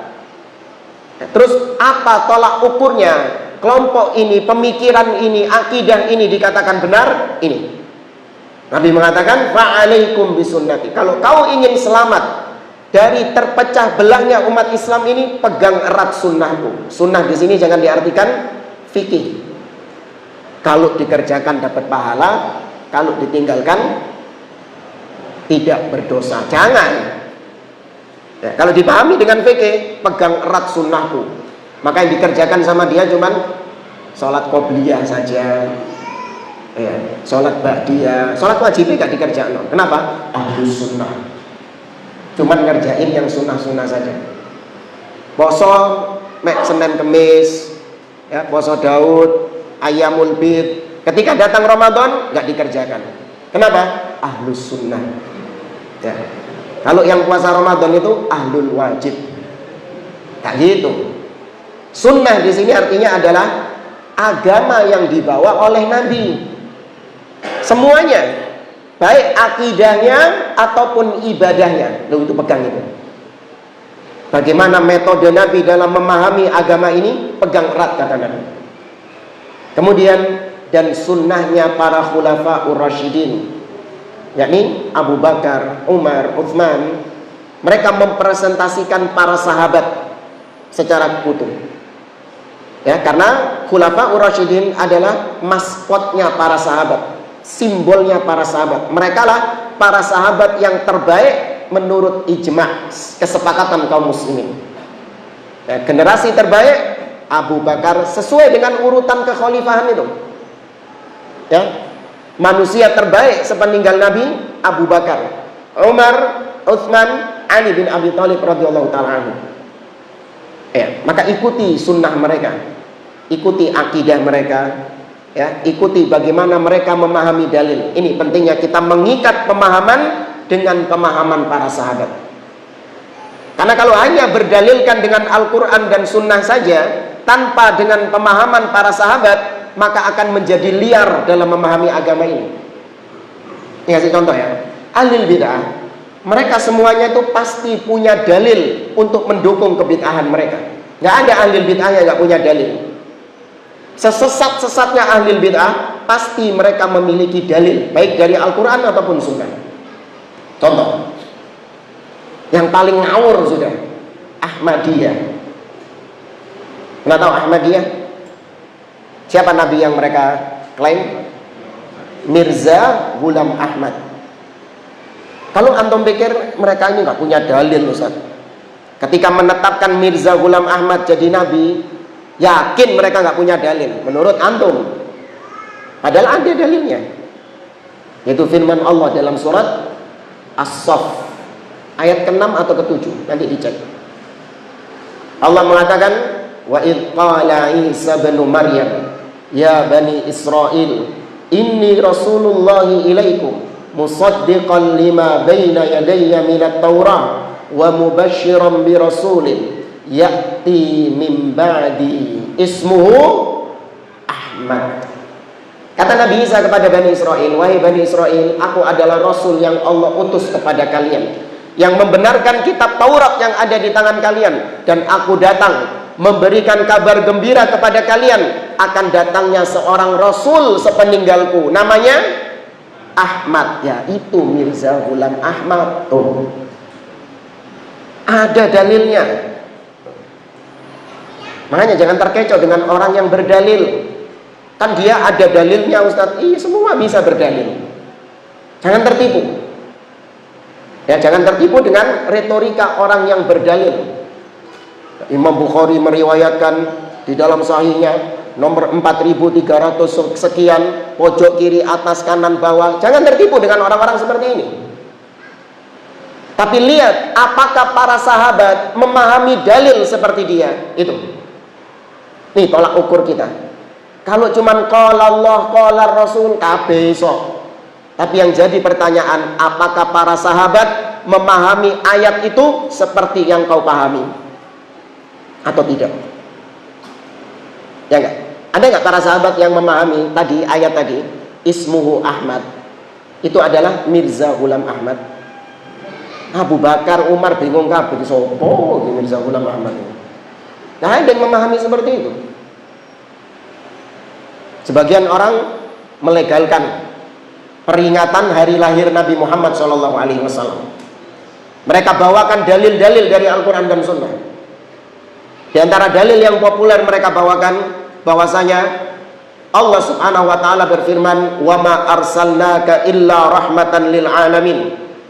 Tidakkah kami mengutusmu wahai Muhammad kecuali sebagai rahmah, ya, sebagai rahmat atas alam semesta ini. Berarti Nabi Muhammad itu adalah rahmah. Digabungkan dengan firman Allah di dalam surah Yunus, "Qul bi fadlillah wa bi rahmatihi fabidzalika falyafrahu huwa khairun mimma yajma'un." Katakanlah, dengan karunia Allah dan dengan rahmat. Tuh. Ya, rahmat tadi berarti siapa? Nabi Muhammad SAW. Falyafrahu, maka bergembiralah kalian. Tuh. Ini kita bergembira dengan merayakan hari lahirnya Nabi SAW. Maka pertanyaan kita sama. Abu Bakar, Umar, para sahabat yang lain weruh gak ayat itu? Duduk weruh maneh, apal mereka. Bahkan mereka hadir ketika ayat itu turun kepada Nabi SAW. Maka muncul pertanyaan, apakah Abu Bakar, Umar, dan para sahabat yang lain memahami ayat itu sebagaimana kau memahaminya? Ya enggak? Enggak gitu pemahamannya. Jadi seakan-akan apakah ketika Abu Bakar, Umar, dan sahabat yang lain dihidupkan kembali di zaman sekarang, akankah mereka mengatakan, iya yo, gak kepikiran awak dhewe yo? Ternyata ayat ini adalah ayat tentang merayakan hari lahirnya Nabi. Kok kini biyen sahabat yang ribuan gak ono sing kepikiran siji, gak ono sing kepikiran belas? Hah? Akankah bilang seperti itu? Saling senggol, konang diae kon iki yo opo? Masa kalah mbek orang di zaman sekarang? Hah? Nih, pentingnya mengikat pemahaman dengan pemahaman as-salaf. Ini yang tidak dimiliki oleh ahli bid'ah. Mengapa kita berani mengatakan kita salafiyun? Karena kita punya salaf. Ketika kita mengatakan wajib mendengar dan taat kepada pemimpin, kita punya salaf nggak? Punya pendahulu nggak? Ada. Siapa pendahulu kita? Abu Bakar, Umar, para sahabat yang lain menegaskan demikian. Ketika kita mengatakan Allah di atas, kita punya pendahulu nggak? Punya. Pendahulu kita siapa? Para sahabat. Adapun mereka yang memberontak kepada pemimpin, mencaci maki pemimpin, gak mau taat mendengar kepada pemimpin, mereka punya salaf juga. Siapa salaf mereka?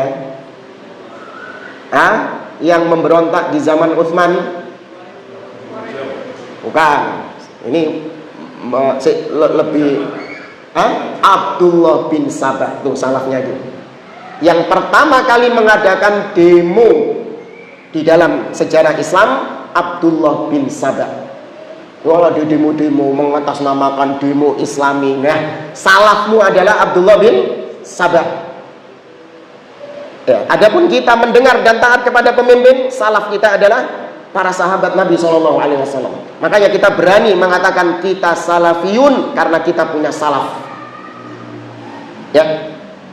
Dan ini pentingnya memahami agama dengan pemahaman para salaf, dan ini tidak dimiliki oleh ahli bid'ah siapapun. Oleh karenanya para ulama menegaskan, diantaranya Syekh Abdul Aziz Ar-Rayis hafizahullah ta'ala, beliau mengatakan ini sebagai penutup, inna mimma tamayyaztum bihi ya ahlas sunnah ala sairi ahlil bid'ah annakum qayyadtum afhamakum bi kitabillah wa sunnati rasulih sallallahu alaihi wasallam wa fahmi salafis salih. Sesungguhnya wahai ahlus sunnah, wahai salafiyun, yang membuat kalian spesial di antara ahli bid'ah semuanya, yakni yang tidak dimiliki oleh ahli bid'ah dari kalian, kalian memahami agama ini dengan kitabullah, dengan sunnah Nabi SAW. Kalian ikat pemahaman itu dengan apa yang dipahami oleh para salafus soleh. Itu yang tidak dimiliki oleh ahli bid'ah. Itu yang membuat ahlus sunnah istimewa, spesial di atas semua kelompok-kelompok ahli bid'ah yang ada. Ya, maka semoga Allah Azza wa Jalla memberikan kita keistiqomahan di atas manhaj salaf, di atas tauhid, di atas sunnah Nabi SAW sampai kita diwafatkan oleh Allah Subhanahu wa Ta'ala. Ini mungkin yang bisa kita sampaikan. Wallahu ta'ala a'lam. Barangkali kalau ada yang ditanyakan, fadhal. Penjelasan ringkas tentang muda jadi pemimpin atau pemimpin dari demokrasi. Nah, ya. Dalam hadis tadi, Nabi SAW memang tidak menyebutkan tentang tata cara mendapatkan pemimpin yang syar'i. Tidak disebutkan oleh Nabi SAW. Disebutkan bahwasanya tata cara memilih pemimpin yang syar'i hanya ada dua. Yang pertama disebut dengan al-istikhlaf, yaitu pemimpin yang ada menunjuk pemimpin setelahnya, atau yang dikenal dengan istilah putra mahkota, waliyul ahd. Seperti siapa ini? Dicontohkan oleh siapa? Umar kepada Utsman. Nah, itu baru benar. Dicontohkan Abu Bakar kepada Umar. Jadi Abu Bakar ketika masih hidup sudah menunjuk Umar ibn Khattab sebagai pemimpin pengganti setelahnya. Jadi ketika Abu Bakar meninggal, langsung otomatis Umar yang menjadi pemimpin. Nggak perlu pakai pemilihan, nggak perlu keluar biaya, nggak perlu kampanye. Dan di Saudi kayak gitu jamaah, ajib. Jadi ketika Malik, raja meninggal, nggak pakai waktu lama, malam itu juga mereka sudah memiliki pemimpin yang baru. Ya. Kalau kita butuh waktu berapa? Berapa lama butuh waktu ketika pemimpin sudah nggak menjabat untuk mendapatkan pemimpin lagi? Butuh waktu wallahu a'lam berapa bulan. Belum biayanya, butuh biaya berapa untuk memperoleh pemimpin yang baru? Wallahu a'lam berapa miliar, berapa triliun kampanye itu. Belum lagi perpecahan di antara kaum muslimin. Hati-hati tahun-tahun ini datang gitu. Ya, Ahlus Sunnah berlepas diri dari demikian. Ahlus Sunnah berlepas diri dari politik-politik yang kotor. Jangan terseret kepada arus-arusnya ahli bidah, ikut-ikutan politik, ya naudzubillah, enggak. Baik. Kembali kepada tadi, itu cara yang pertama yang syar'i. Yang kedua, cara yang syar'i adalah dengan ahlus syura, dengan musyawarah yang hanya dipilih oleh ahlul hilli wal aqd, yakni orang-orang yang memang berkompeten untuk menentukan siapa pemimpinnya. Bukan semua rakyat, bukan, tapi yang memilih hanya orang-orang yang kompeten saja yang memilih pemimpin. Ini dilakukan oleh siapa? Umar kepada Dewan Syura ketika itu, sampai terpilih Utsman bin Affan. Jadi Utsman bin Affan dipilih oleh Dewan Syura, bukan dipilih oleh rakyat, bukan, hanya dipilih oleh Dewan Syura. Baik, ini cara yang syar'i, hanya dua. Adapun cara yang tidak syar'i, salah satunya adalah dengan al-ghalabah, yaitu dengan kekuatan untuk melengsarkan pemimpin sebelumnya. Ini cara yang tidak syar'i. Contoh misalnya seorang punya kekuatan, punya persenjataan, punya pendukung yang banyak.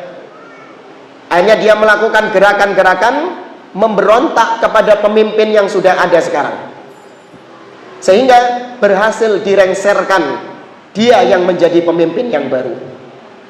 Maka ini meskipun tidak syar'i, meskipun caranya salah, dia mendapatkan dosa. Namun kalau sudah sampai berhasil mencapai tampuk kepemimpinan, sepanjang dia muslim, maka harus diakui kepemimpinannya. Ini hadisnya yang tadi disebutkan. Wa in ta'ammara 'alaikum 'abdun, meskipun yang memimpin kalian adalah budak. Budak ketika menjadi pemimpin pakai cara yang syar'i atau enggak? Pasti pakai cara yang enggak syar'i. Iya pasti. Ya gimana pakai cara yang syar'i? Budak kok. Gimana budak? Mungkin dia membunuh majikannya, atau dia kabur dari majikannya sehingga dia menjadi pemimpin. Ini cara enggak syar'i. Tapi kata Nabi, kalau sudah jadi pemimpin, wajib untuk diakui kepemimpinannya sepanjang dia muslim. Nah, demikian juga itu tadi memberontak, melengsarkan dengan kekuatan senjata, ya kan? Dengan kekuatan senjata. Nah, kalau di negeri kita sama, tapi dengan kekuatan saut, dengan kekuatan suara, senjatanya pakai paku. Apa itu? Coblos. Itu sama dengan kekuatan suara. Kalau tadi yang saya ceritakan itu kekuatan senjata. Nah, ini dengan kekuatan suara. Ini cara yang tidak syar'i. Ya, saya katakan ini cara yang tidak syar'i.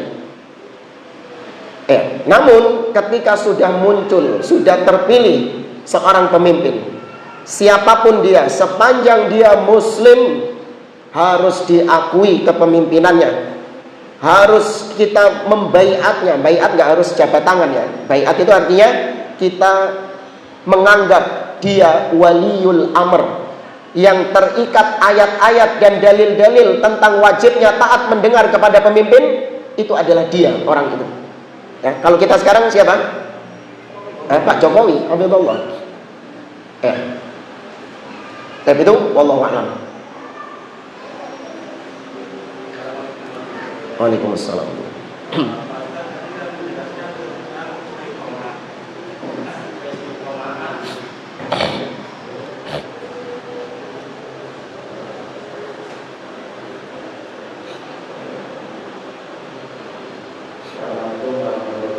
Waalaikumsalam.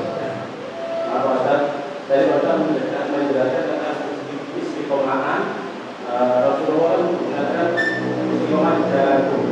Terus yang saya tanyakan, dulu ada cerita tentang Pak Yudin yang hafal Al-Quran, tapi akhirnya meninggal dalam keadaan buta. Di zaman sekarang kan juga ada cerita yang kapan hari ada dai atau ustaz yang akhirnya dibaiat bicara yang bengkok lupa saya. Yang saya tanyakan, apakah keistiqomahan mereka itu pulang benar atau pulang sempurna atau memang takdir dari Allah? Waalaikumsalam. Itu pilihannya nggak tepat kalau disejajarkan dengan takdir. Karena apapun yang terjadi, ketika sudah terjadi, maka pasti itu adalah takdir Allah Subhanahu wa taala. Apapun itu. Ketika sudah kedaden, kalau sudah terjadi, maka kita katakan itu takdir, kehendak Allah. Gak mungkin itu terjadi tanpa kehendak Allah. Iya kan? Kalau gitu Allah gak berkuasa kan? Misalnya nih, ada kemaksiatan, ada seorang berzina dengan orang lain, terjadi perzinahan. Apakah Anda katakan bahwa itu di luar takdir Allah Subhanahu wa taala? Berarti Allah ada sesuatu yang terjadi yang di luar kuasa Allah, gitu? Tidak. Segala sesuatu yang terjadi itu pasti dari kehendak Allah, pasti ditakdirkan oleh Allah Subhanahu wa taala. Nah, tadi takdir ada yang kauni dan ada yang syar'i. Kehendak Allah ada yang kauni dan ada yang syar'i. Yang kauni itu belum tentu dicintai sama Allah. Tadi orang berzina itu, apakah zinanya dicintai sama Allah? Tidak. Tapi kenapa Allah takdirkan? Ada hikmah di balik itu. Terkadang kita tahu hikmahnya, terkadang kita nggak tahu hikmahnya. Ya, mungkin setelah orang berzina tersebut, ya, kemudian dia menyesal, dia bertobat, dan kondisi keislamannya setelah bertobat itu biasanya semakin apa? Semakin baik. Ya, cuman nggak boleh kita berpegang dengan takdir kauni ini, nggak boleh. Yang kita jalankan tetap yang syar'i, jangan yang kauni. Kalau yang kita jalankan kauni, kacau. Fulan ini mari zina tambah taat yo. Tak melok ojo. Nggak gitu konsepnya. Ya, tetap yang syar'i, wala taqrabu az-zina. Tetap menjauhkan yang zina. Ya, ini yang syar'i. Baik, adapun orang-orang yang menyimpang dari jalan Allah Subhanahu wa taala, ini memang di dalam hatinya sudah ada penyimpangan, kemudian semakin Allah palingkan dia dari jalan yang hak. Ya, bukan salah Allah. Karena dalam hatinya sudah ada penyimpangan, semakin Allah simpangkan dia. Allah Azza wa Jalla mengatakan, "Falamma zaghu azaghallahu qulubahum." Dalam surat Shaf. Sebelum ayat tadi tentang Ahmad tadi. Itu sebelumnya. "Falamma zaghu azaghallahu qulubahum." Ketika mereka berpaling, semakin Allah palingkan dia. Fi qulubihim maradun fazadahumullahu marada. Sebelum Allah menambahkan penyakit dalam hati mereka, di dalam hati mereka wis ono penyakit. Sudah ada penyakit, maka semakin tambah penyakitnya itu dari Allah Subhanahu wa taala. Demikian juga Allah mengatakan dalam surah An-Nisa, "Wa may yushaqiqir rasul min ba'di ma tabayyana lahul huda wa yattabi' ghaira sabilil mu'minin nuwallihi ma tawalla wa nuslihi jahannam wa sa'at masira."